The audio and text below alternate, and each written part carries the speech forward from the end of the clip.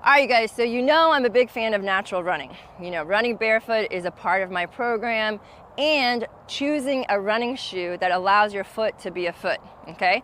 So most running shoes have a really huge cushion and a higher back end and an elevated front end, so all the pressure goes on the ball of the foot, and that's not how your foot works, right?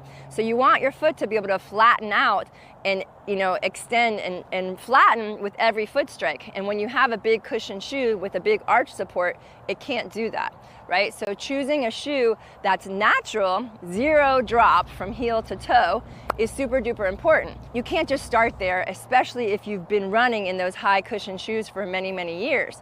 So the number one thing to do is work on your foot strength and your foot mobility, making sure your toes are all working. I have a separate video for all of my foot exercises. So really, really important to start strengthening your feet. That's number one. Then you want to work up the chain and strengthen your core and your balance barefoot, okay? All strength training should be done barefoot or in Vibrams so that your toes are separated and you can actually use your foot like it's designed to be, and your whole body can respond to the efforts, okay? Strength is number one.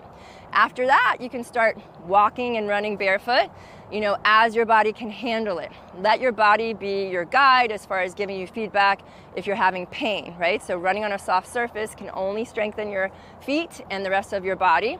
And then you want to get a good quality zero drop shoe. Unfortunately, there are not that many on the market.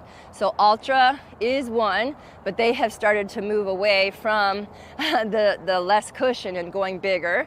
So they're not the best. I do like the Ultra Escalante, but the Zero shoes is my new sponsor, which I totally love because they have a very wide toe box and they're zero drop from heel to toe. But it does take you time to be able to run in them. So first, I recommend walking around in them for a couple of weeks and then start to adding walk runs into your training program, and you can put your old shoes back on. Another way you can transition from really high-heeled running shoes is to start, if you have a 12 millimeter drop from heel to foot to toe, you can go to an 8 millimeter and then a 4 millimeter, and you can kind of work your way down. So it can take as much as a year to transition out of those high-heeled running shoes, or if you're really, really focused on it, as little as 3 months.